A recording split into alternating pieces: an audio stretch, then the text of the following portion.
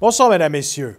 À quelques jours des élections de l'Assemblée communautaire fransaskoise, les Fransaskois pouvaient voter par anticipation aujourd'hui. Les bureaux de vote étaient ouverts de midi à 16 h, sauf à Regina, où ils ont fermé à 18 h. On rappelle que les membres de la communauté doivent élire le prochain président de l'ACF. Ils ont le choix entre le président sortant, Denis Simard, et l'actuel président de l'Association des parents fransaskois, Edgar Assois. À Regina et à Saskatoon, les Fransaskois doivent aussi choisir leur député communautaire. Les élections de l'ACF auront lieu le 1er novembre. Justin Trudeau a annoncé un changement à son modèle de tarification du carbone. Pour les 3 prochaines années, le prix sur le carbone ne s'appliquera pas sur le mazout qui sert au chauffage résidentiel dans les provinces où le régime fédéral est en vigueur. Et ça, c'est une décision qui ne plaît pas au premier ministre de la Saskatchewan. Scott Moe aurait préféré que l'exemption touche aussi les foyers qui chauffent au gaz naturel, ce qui est très courant chez nous. Il croit donc que ce coup de pouce financier ne va pas bénéficier aux Saskatchewanais. Et pour une rare fois, la chef de l'opposition, Carla Beck, est d'accord avec le premier ministre. Well, no one is required to wear a poppy. No one should ever be prevented from doing so.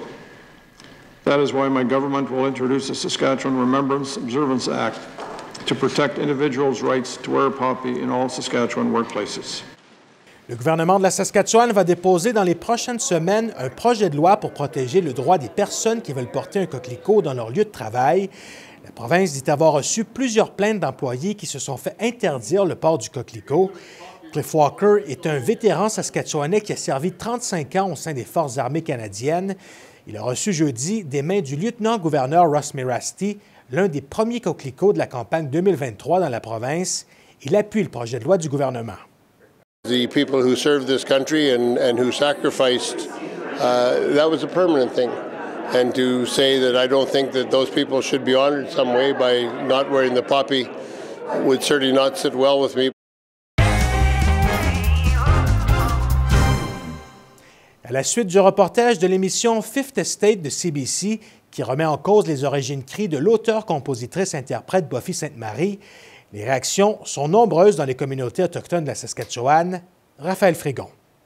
Selon le reportage de Fifth Estate, Buffy Sainte-Marie ne serait pas une crie de la Première Nation Paipot, mais aurait plutôt des ancêtres italiens et anglais. La musicienne a refusé les demandes d'entrevue de CBC, mais elle dit dans une vidéo sur les réseaux sociaux que ces allégations sont profondément blessantes et fausses. Elle continue aussi de revendiquer une identité autochtone. Le chef intérimaire de la Première Nation de Paipot a dit qu'il ne compte pas tourner son dos à Buffy Sainte-Marie. Des membres de sa famille, la famille Paipot, qui l'ont adoptée à l'âge adulte, l'ont aussi indiqué qu'elle reste membre de leur famille. Mais Chrissy Alexson, de la Première Nation de Kakawish-Tahau, dit que ces personnes ne parlent pas pour tous les Autochtones.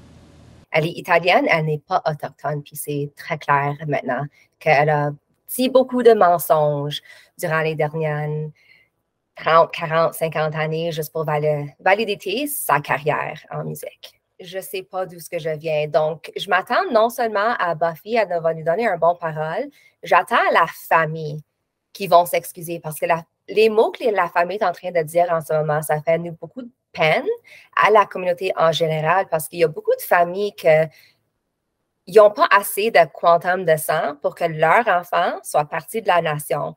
Sur les réseaux sociaux, des voix s'élèvent pour que les décisions d'accorder des prix à Buffy Sainte-Marie soient révisées, particulièrement le Juno qu'elle a reçu en 2018 pour l'album autochtone de l'année. I believe that it should be in memorial gifted to Kelly Fraser's family. Tristan Durocher croit que ce Juno devrait être remis de façon posthume à Kelly Fraser, une chanteuse Inuk qui s'est suicidée en 2019 en raison, selon lui, de l'intimidation qu'elle a subie. Elle était en lice pour un prix qui a plutôt été accordé à Buffy Sainte-Marie.